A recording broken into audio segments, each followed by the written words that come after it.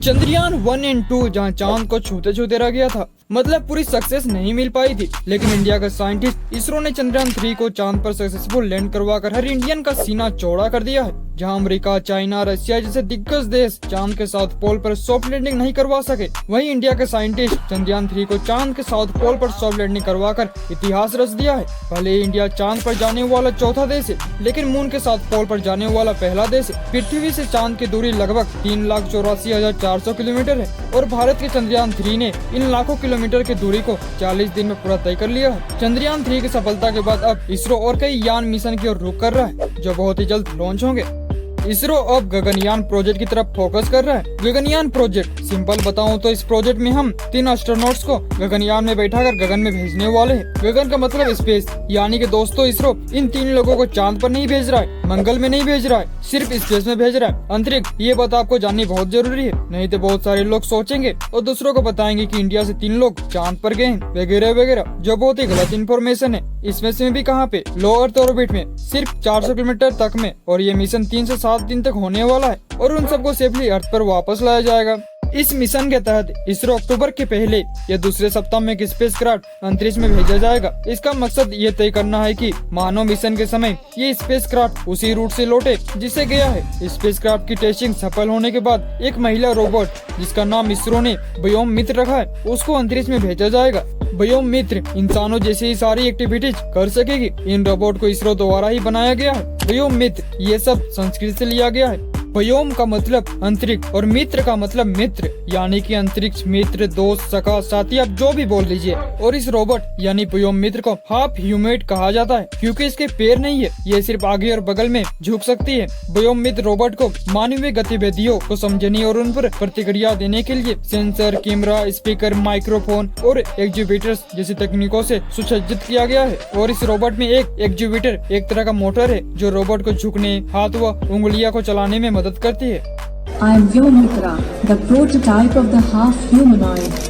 और इस रोबोट व्योम मित्र को दुनिया के best space explorer humanoid robot का खिताब भी मिल चुका है। अगर इन दोनों टेस्टिंग सफल रहा तो इसरो एक कदम आगे बढ़कर इसरो मानव मिशन स्पेस में भेजेगा, जैसे कि मैंने आपको पहले ही बताया। और इस मानव मिशन के लिए भारतीय वायुसेना के 4 पायलट्स को रूस भेजकर स्पेस ट्रेनिंग सेंटर में ट्रेनिंग भी दी गई है। और स्पेस में जाने वाले इन एस्ट्रोनॉट्स को गगननॉट्स कहा जाएगा। इस मिशन के साथ ही इसरो शुक्रयान पर भी काम कर रहा है। इस मिशन से होगा क्या? इस मिशन से हम शुक्र यानी वीनस ग्रह के वातावरण का अध्ययन करने के लिए इसरो द्वारा शुक्र के लिए प्रस्तावित एक ऑर्बिटर है। ये एक ऑर्बिटर मिशन ही होगा। इस मिशन में शुक्र ग्रह की भूवैज्ञानिक यानी कि वहाँ के चट्टानों की परतों का अध्ययन किया जाएगा, खनिजों का होना, ज्वालामुखी गतिविधि, हवा का गति, बादल कवर, जमीन पर उत्सर्जन और भी कई उद्देश्य लेकर इसरो इस मिशन की ओर पाँव पसार रहा है। इस मिशन से हमें ये जानने की मदद मिलेगी कि पृथ्वी जैसे ग्रह कैसे विकसित होते हैं और पृथ्वी के आकार के 100 प्लेनेट यानी कि जो ग्रह हमारे सूर्य के अलावा किसी अन्य तारे की परिक्रमा करते हैं, उन पर क्या परिस्थितियां मौजूद है। इसरो के मुताबिक इस मिशन को दिसंबर 2024 में लॉन्च किया जाने की उम्मीद है। और अगर किसी कारणवश इसरो 2024 को चूक जाता है तो इसरो को मिशन लॉन्च करने की डेट 19 माह के बाद रखनी होगी, क्योंकि शुक्र ग्रह प्रत्येक 19 माह में एक बार पृथ्वी के सबसे निकट होता है, जो मिशन के लॉन्च हेतु सबसे उपयुक्त समय है।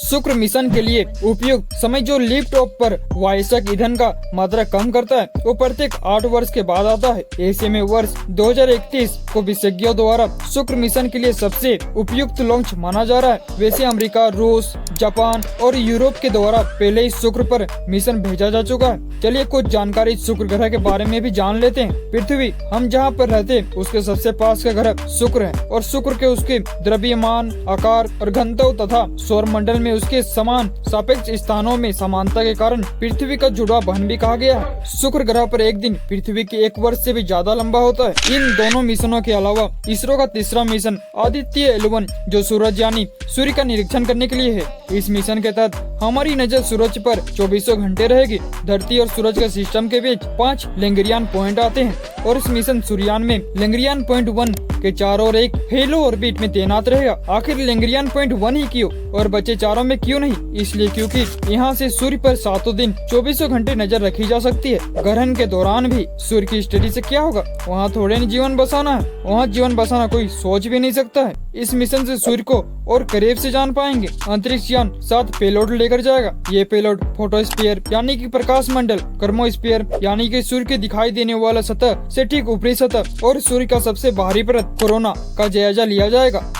सूर्य में होने वाली विस्फोट प्रक्रिया पृथ्वी के नजदीक स्पेस एरिया में दिक्कत कर सकती है। बहुत से उपग्रहों को नुकसान हो सकता है। ऐसी प्रक्रियाओं का पता पहले चल जाए तो बचाव के कदम उठा सकते हैं। तमाम स्पेस मिशनों को चलाने के लिए स्पेस के मौसम को समझना भी बहुत जरूरी है और इस मिशन से स्पेस के मौसम को भी समझने में मदद मिल सकती है। इससे सौर हवाओं की भी स्टडी की जाएगी। यानी कि दोस्तों, इतनी सारी बेनिफिट्स हमारे इस आदित्य L1 के सक्सेस से मिलने वाली है। और खास बात यह भी है कि दोस्तों, आदित्य L1 पूरी तरह से स्वदेशी है। यानी कि आदित्य L1 देश की संस्थाओं की भागीदारी से बनने वाली पूरी तरह स्वदेशी प्रयास है, जो इंडिया के लिए बहुत ही काफी अच्छा है। और इसके आगे भी और कई यान मिशन इसरो भेजने की तैयारी में है और आगे की जानकारी हम आपको देते रहेंगे। इसलिए वीडियो को लाइक कर दीजिए और चैनल को सब्सक्राइब करने के साथ साथ घंटे को भी दबा दीजिएगा, ताकि ऐसे ही इंफॉर्मेटिव वीडियो आपको देखने को मिले। तो कमेंट में जय श्री राम जरूर लिख दीजिएगा।